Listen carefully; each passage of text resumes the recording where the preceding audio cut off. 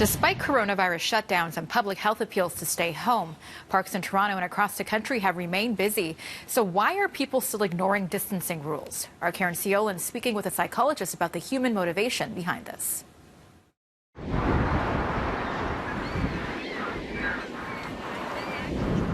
You've seen the footage, you've read the tweets, and you've heard the pleas from frustrated officials. Keep staying home. Everyone should stay home. Please stay home.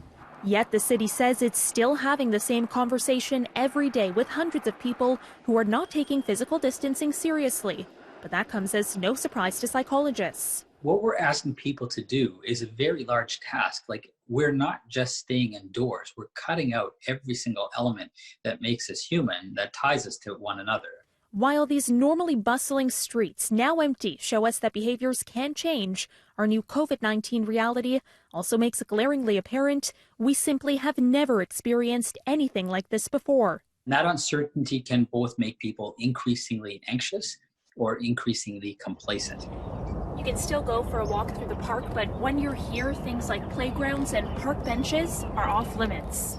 The city says more than 100 tickets have been handed out, all involving people mingling in groups and enclosed areas.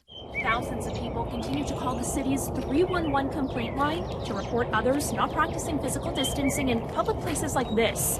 Getting caught could put you out $1,000. But with no frame of reference for this pandemic, our new normal becomes harder to enforce. The whole uncertainty of not knowing what we're dealing with is really contributing to that. Add to that generally public health messages take a while to enforce. Take, for instance, smoking rates in Canada. Approximately half of Canadians smoked in 1965, according to the University of Waterloo, compared to about 15% in 2017. There's a new law, the Workplace Smoking Bylaw.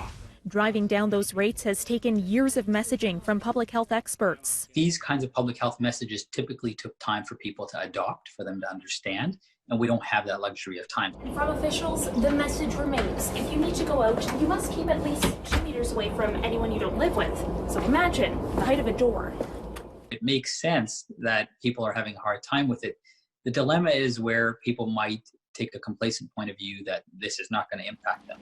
Changing that point of view may take more than a fine. One of the things we could do is be very clear and very specific. If we are not interpreting things in the correct way, it's definitely going to impact our emotions, which will impact our behavioral choices. For City News, I'm Caryn Ceolin.